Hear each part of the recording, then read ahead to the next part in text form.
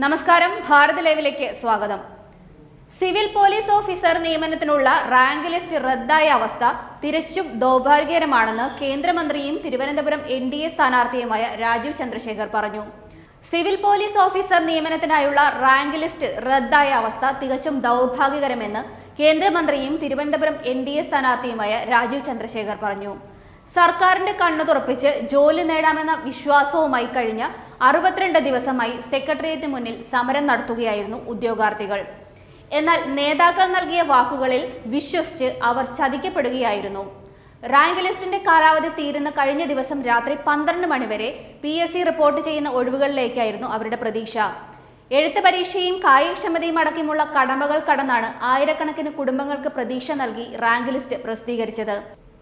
എന്നാൽ സർക്കാരിന്റെ ചതിയിൽ പറ്റിക്കപ്പെട്ട ഉദ്യോഗാർത്ഥികൾ പരാതിയുമായി രാജീവ് ചന്ദ്രശേഖറിന്റെ അടുത്ത് എത്തുകയായിരുന്നു.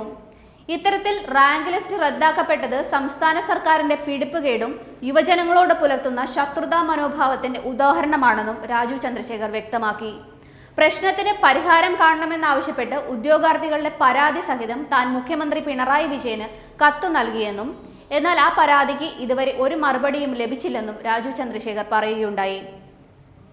2 ഗവൺമെന്റുകൾ ഇവിടെ മാറി മാറി ഭരിച്ച കേരളത്തിൽ പോലീസ് റാങ്ക് ലിസ്റ്റിൽപ്പെട്ടവർക്ക് പോലും നിയമനം ലഭിക്കാത്ത ദുരവസ്ഥയാണ്. ഇത് അനുവദിച്ചു കൊടുക്കാൻ സാധിക്കില്ല.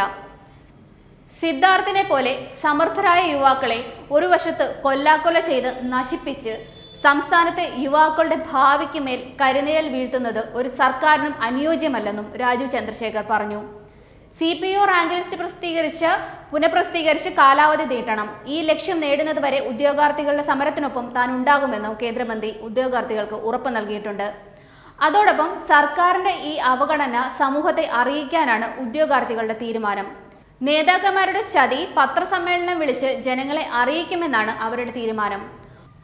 പോലീസിന്റെ ജോലിഭാരവും സമ്മർദ്ദവും കുറയ്ക്കാൻ കൂടുതൽ തസ്തികകൾ സൃഷ്ടിക്കാൻ ആഭ്യന്തര വകുപ്പ് ശുപാർശ ചെയ്തെങ്കിലും സാമ്പത്തിക പ്രതിസന്ധി കാരണം നടപ്പായില്ല.